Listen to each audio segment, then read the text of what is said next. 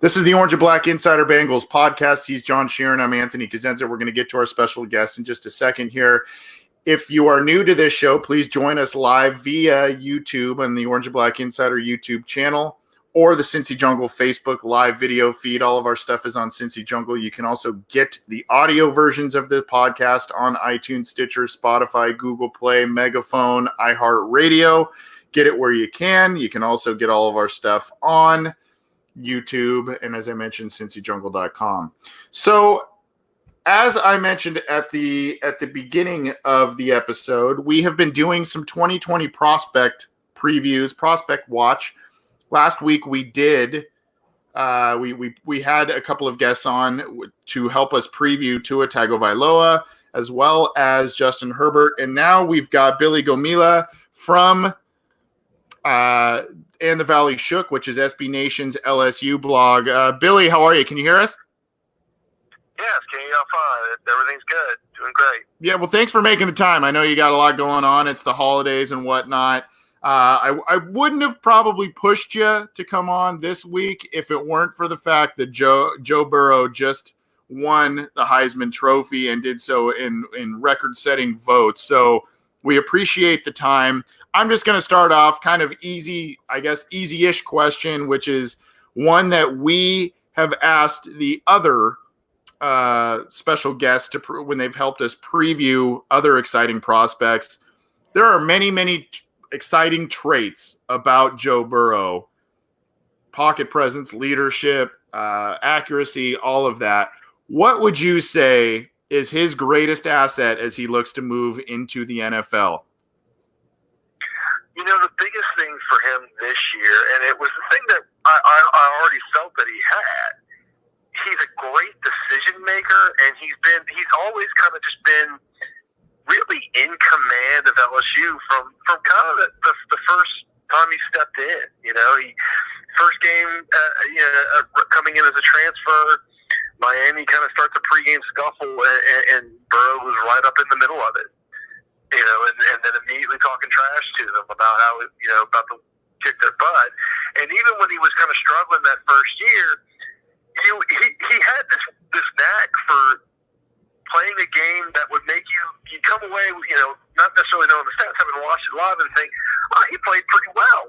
And then you look at the stats, and he was right around 50% completions, or, sometimes even under it, but you still felt like he played well because he would kind of just run the offense and keep things going. You know, he took a long time to throw his first interception. He would throw balls away when they needed to be thrown away. He would take sacks in a situation where it was like, well, taking the sack is better than putting the ball up for grabs. Things like that. And this summer, I think when I previewed the team, I said, well, here's the thing. We know he's got the intangibles. We know he's a tough kid. We know he's a leader, all that kind of stuff. It's what kind of, where's his ceiling in the tangible department as a passer? And then he really just took off. I was pretty confident that he would play well this year, that they would do well. I certainly never saw him coming out completing, 76, 77% of his passes and throwing for, damn near 50 touchdowns. I never saw that in my wildest dreams. And it's one thing he's going to have, I think, that's going to serve him best in the NFL is that he's got, a professional mindset, and he's a great decision maker, and he is always just kind of in command and in control of himself. Yeah, I don't think anybody really expected that monumental jump in production from, sub 60% completion percentage to the NCAA record in completion percentage. And I think obviously the number one thing people attribute that to is the hiring of Joe Brady to really, turn over that entire offensive scheme. And just from someone who hasn't fully watched LSU season and who hasn't been following them from week one, what has been the biggest difference in terms of what Brady has done to that offense? And not necessarily do you believe that all of Burrow's success has been attributed to Brady, but what's really been like the biggest thing that has helped him, transform that offense? What's been the biggest differences between last year and this year's, construction of the offense? Well, the biggest thing is they just completely committed to the idea of, okay, we're going to be an up-tempo, no-huddle spread team. LSU spends almost the entire game in the shotgun. They've been able to be a high tempo team. They don't sub very much. They kind of just lean on what they've got and they go. And we saw that in the spring game, and it was like, well, that looks different, all right. Whereas last year they used more spread sets, more three receiver sets, but they still went under center. They still used a little I formation. They still used a lot of two tight end looks. It was still kind of in between what LSU had done before and what I think Ed Orgeron wanted them to be. And then I think Brady helped kind of bring them those next couple steps. And he and Steve Ensminger, who was already here, just had a great relationship and worked really well together. And it all just kind of came together. It was the right situation with the receivers kind of ascending. You had the right kind of just the moons all kind of lines. You even had a running back who was kind of more of a fit for that kind of offense, more of a scat back, a guy who you get in space and throw the ball to.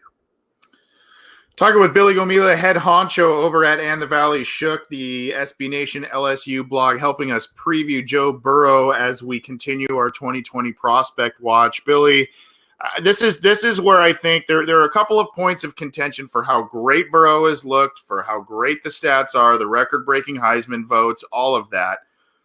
There are a couple of points of contention in terms of his NFL trajectory. I think one of them has to be how close he is. He a player that is just hitting his stride, or is he a player, and what we've seen, who is very close to what his NFL ceiling is or can be? Like, is he still a developing player because of this 1 year wonder type of thing, or 1+ year wonder type of thing? Or, is he maxing out as he's entering the league? He is a little bit older than, a Baker Mayfield or Lamar Jackson who came in before him. I would say physically, sure. I mean, yeah, he's never going to be the guy who is just going to overwhelm you with physical traits. And his physical traits are better than I think people probably realize. He's certainly a better athlete than people realize. He's probably a better runner than even what LSU's used him for. They really haven't had to use him very much as a runner this year. But it's not a case where he's just slap on another 10, 15 pounds of muscle, Physically, he's definitely, I think, on the high end. And physically, it would have been my question coming into this year as far as his NFL bona fides. Does he really have the kind of arm to make the big time throws that you need to make in the NFL? But I'll say this, for this year, he's been able to do that. He's been able to throw, those touch passes over the middle, over the linebackers, but in front of the safeties. He's really been able to just drill slants into some tight coverage. Last year we saw he could do, and I hate to use the Drew Brees comparison, just because it's Drew freaking Brees, but the thing that he could do that Drew Brees has done better than any quarterback I've ever seen is throw that back shoulder throw down the sideline when the defensive back's a little bit on the over the top of the receiver. You throw it just kind of behind him, and the receiver can just turn and get to the ball. And Drew Brees has made a living being able to do that down the sidelines and then being able to do that down the seams. And right away we can see, okay, well, that's a throw that Joe can make pretty regularly. And this year, he they took that, but then he goes on to it so much. He's been a great deep ball thrower. He's been able to, just lay it out there and let guys run underneath it. He's been able to make big crossing routes a staple of this offense. He's been able to really just drill those slants in. And, this hasn't been an offense that's lived on just dinking and dunking and throwing short. They've thrown short, they've thrown long, they've thrown intermediate. They've kind of done a little bit of everything. And when you chart Burrow's throws, he really makes each one fairly regularly. I don't know that there's a throw this year that's been a weakness for him. So the Washington professional football team did something really smart in this past draft, and they paired Dwayne Haskins, their quarterback, with Terry McLaurin, the receiver, both from Ohio State. And obviously, Haskins hasn't had a lot of success, but when he's had the most success, when he's thrown to McLaurin, he's been one of the best rookie receivers in the NFL. The LSU's got a couple of good receivers who are also draft eligible, Jamar Chase and Jefferson, I think. So in terms of, keeping Burrow with one of his receivers, who's out of those two guys is the guy that you want to see follow Burrow to the same team? Who do you think he can have the most success with in the professional game? Well, only one of them's actually draft eligible right now. Chase is a sophomore, so he'll have another year. But Justin Jefferson will be draft eligible, and I imagine will go out. It's funny. Earlier in the year, and certainly in that first year, Justin Jefferson, who is, of course, was the brother of Jordan Jefferson and Ricky Jefferson, who played at LSU, and really wasn't a very heralded recruit. We saw really quickly, like, all he does is just get open and catch the ball. He's not real flashy. You never saw him make a lot of just crazy plays after the catch, and he's not super physically imposing. He's not small by any stretch, but he's only about 6'2", buck 95, maybe 200 pounds. This year, especially early on, you saw really quickly, like, man, he and Joe are just dialed in together. Joe can just toss it up to him whenever he needs to play. Jefferson's making play after play after play. He makes the big 3rd and 17 catch against Texas and then breaks a tackle and just takes it to the house. He's beating guys deep. He's beating guys short. He's beating guys every which way. And then from somewhere about maybe the 4th or 5th game, Jamar Chase really took over. And he always, he was a huge recruit. LSU fought off a lot of teams to get him.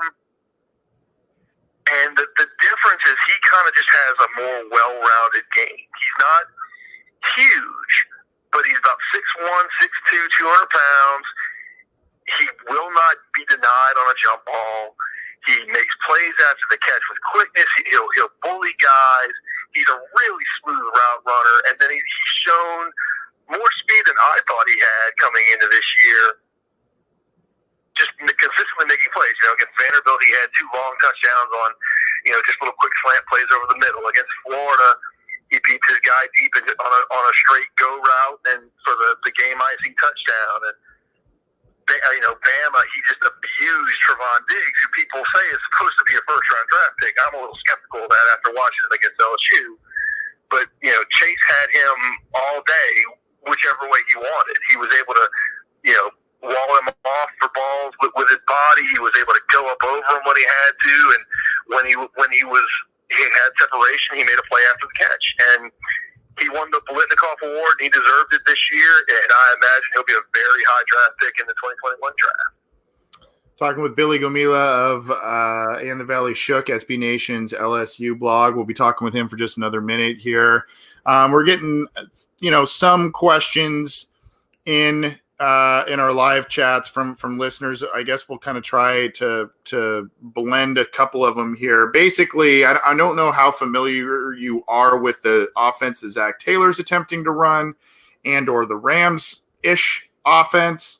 But basically, an overarching theme that we're getting from some of our live listeners is what can Joe Burrow bring in that style of offense, and namely to the Cincinnati Bengals, given his skill set? I mean, you mentioned, maybe some limitations on the arm strength, but great decision-making skills, all of that. And you said he makes all the throws. I mean, how do you see that potential marriage playing out in terms of Burrow's skill set and what the Bengals want to do on offense? Well, I can't speak a lot to what the Bengals do this year, but I did get to see the Rams in person twice last year against the Saints. And, the thing that impressed me about them with Sean McVay and Jared Goff is McVay found a way to fit what he wanted to do to what Jared Goff did well. And I think he figured out, and I think Did we lose him?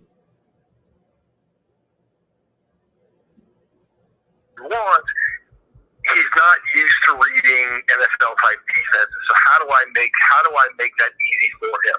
We're going to run a lot of play action. We're going to do a lot of shifts. We're going to do a lot of different stuff that's going to make the defense declare itself and give him easy decisions, and that's going to work for him. Yeah, I don't know if it's a long-term plan, but it worked for him, for the last 2 years. I think if you put a a guy like Burrow in an offense like that, he's absolutely going to shred because he can make the decisions. The easier you make it for him, I think we've seen this year, the more he can maximize what everybody around him can do. So I think the main concern that Bengals fans have with not only investing in quarterback with the first overall pick is the whole perception about the Bengals and it itself and the state of their franchise right now. And say they draft a quarterback first overall, what's his reaction going to be coming into a franchise that is not very successful? It's very much in a purgatory. It's very much in a bad shape. And the main concern would be, if the quarterback comes in here and maybe doesn't really buy into what they're selling, doesn't buy into the whole process of starting anew and bringing a different culture to Cincinnati. Can you kind of speak upon just the Joe Burrow that you've come to know and the type of personality that he is and his willingness to overcome adversity and the type of, the character that he is to be willing to come into a bad situation and do the best that he can to kind of turn it around? Well, I don't blame your Bengals fans for feeling that way, just based on what I know of the franchise from the last few years. Joe Burrow kind of came to LSU. He was never really promised the job, even though that's what he was looking for in terms of, he liked Ohio State. He wanted to go somewhere where he could play. And LSU was kind of in a situation where they weren't quite ready to turn the ball over to their next quarterback yet. They had, they were going to be stuck with some younger guys. The idea of having someone that had a little more experience, was a little more developed, was more what they wanted to do. And I think they wanted to open things up a little bit, but they weren't. I don't want to say they didn't know how to. I don't think they were fully vested in what they needed to do yet and fully confident in their ability to do it yet. And, Joe came in here coming from a spread offense. He talked about how he had to kind of reteach himself how to take a snap from center. And he wasn't used to having to drop back and turn his back on the defense on a play action thing, things like that. And you never heard him complain. You never heard him really say anything negative. He kind of just embraced it. He embraced this team really quickly. I only recently found out that very quickly there were some veterans on that 2018 team who kind of were like, who's this kid who's coming in here and thinks he's going to jump the line and take a starting job? And they had to be a little bit of a team meeting, and Joe kind of had to stand up and say, look, I'm here to win football games, and if you guys have a problem with it, let's get this out. And eventually he just won them over just by being himself. So I think he's a guy who is definitely going to bring a pro mindset to the NFL, which I've been lucky enough to interview a lot of football players over the years and a lot of guys that have gone on to very successful pro careers. And the one thing that I take away from it is the guys who are the most successful for the longest time, the ones who can very much treat it like the way any of us treat any other job, is that you go into work, you do your work, you devote yourself to being the best player you could be. And I think we've seen that Joe Burrow will do that. Talking with Billy Gomila of SB Nations and the Valley Shook, their LSU website. He's the head guy over there. Billy, before we get you out of here, I know my co-host hates doing these, but do you have a pro comparison? We've heard Carson Wentz. Todd McShay recently said he heard some NFL scouts call him Andy Dalton, which was a very interesting analogy. Some people say a taller Drew Brees. I don't know. What do you have a pro comparison or someone that he reminds you of in terms of his play? I definitely see Carson Wentz didn't make a lot of sense to me, because to me Carson Wentz was a guy who more physically jumped off the page a bit because he was a big, strong guy, playing at that smaller level at North Dakota. Drew Brees kind of works in that he's a better athlete than you probably think he is. Obviously, he's a little taller. Matt Ryan's not a bad comparison. Obviously, Matt Ryan's not much of a runner, but if you've ever seen the Falcons in person a lot, he is a guy that can get out the pocket, buy time, and that's kind of how I would describe Burrow's mobility a little more. Let me think. Maybe somebody like Jared Goff in terms of, a little bit of mobility, tall guy. He doesn't have that kind of an arm quite like Goff, but Drew Brees is probably the closest comparison I can think of in terms of being accurate, not necessarily being the guy who can power the ball into any window, but somehow still makes every throw that you could ask him to. Whether he's got Drew Brees' overall ability to just be a machine for almost 20 years now, I don't know about that, but as a purely physical prospect, yeah, that's not a bad comparison. And Drew Brees wasn't a first round pick. No, he wasn't coming out of college either. He wasn't. Yeah, I've got one, but I'm reluctant to say it, so I'll hold it to myself. But at that being said, Billy, how can people follow you? Where can they find your stuff? Get in touch with you, obviously, learn more about Joe Burrow, especially with the college football playoff coming up. Oh, sure. We're at www.andthevalleyship.com. Today was the first day of the early signing period for recruiting, so we're pretty packed in on that. But we're going to have lots of coverage of the playoffs coming up. And, one of my writers, Seth Galina, is one of the better quarterback breakdown guys on Twitter. If you're a big NFL X&O guy, he's all over Twitter for that. He does a lot of our breakdowns in terms of that kind of stuff. And you can follow me on Twitter at ATVS_Chef Billy. Well, thanks for coming on, man. I know you had a lot going on, both wrangling the family and doing some other things. I'm sorry I pestered you so much, but greatly appreciate you coming on and making some time for us. Happy to do it. All right. Well, enjoy the college football playoff. Go Tigers, right? Yeah, absolutely. And have a good Christmas, man. Thanks. Y'all have a Merry Christmas too, guys. All right, take it easy. That was Billy Gomila of SB Nations and the Valley Shook, their LSU site. Good stuff from him. I don't know. I think it's kind of interesting, John, that he talked about how Carson Wentz is not really his comparison of choice. I think Matt Ryan's a positive one. Drew Brees. The one I didn't want to really say, and I'm even hesitating a little bit, but as I've come around a bit more and watched more of Joe Burrow, I see elements of Peyton Manning. I do. I mean, he's got more. Wow. He doesn't have the elite arm. He's got the leadership. He's got the headiness. He's got the ability to move in the pocket. I see it. I don't know. I don't think the ceiling's there, but I see elements of him in his play. It's such a high end comparison because Peyton was the absolute consummate general. The ball was always going to be an accurate spot. It was always going to be where it was supposed to be. He had total complete command of the pocket, and obviously that didn't happen overnight. He had a rough few first 4 years in the NFL before he really exploded. But if what the maximum he could be, yeah, sure. I think the comps that are best right now are like Tony Romo and the Matt Ryan spectrum, where they were never the best. They were never the upper echelon, but they're always teetering in the above average area. You could always win because of them, and they're always efficient at their peak. And I think Romo is going to go down as one of the more underrated quarterbacks in the NFL because he didn't have the greatest postseason success. And I think Ryan's overall reputation would be a lot better had they just been the Patriots in that Super Bowl. But both of them were extremely accurate passers. They could manipulate the pocket, and they were just above average pretty much everything. They didn't have really a standout trait. And I think that is going to be what Joe Burrow's gravestone in terms of a draft prospect is. He's the jack of all trades, but he's above average instead of just good. Not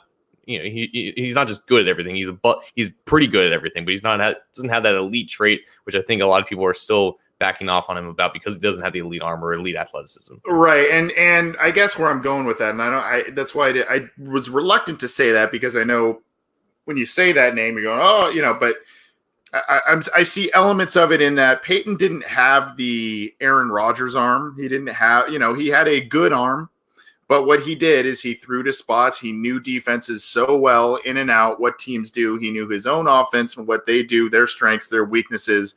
He knew that so well and in and out that he had the high completion percentage. He was able to throw to spots and get, throw guys open, if you will, and basically overcompensate for not having the laser arm. He had a good arm.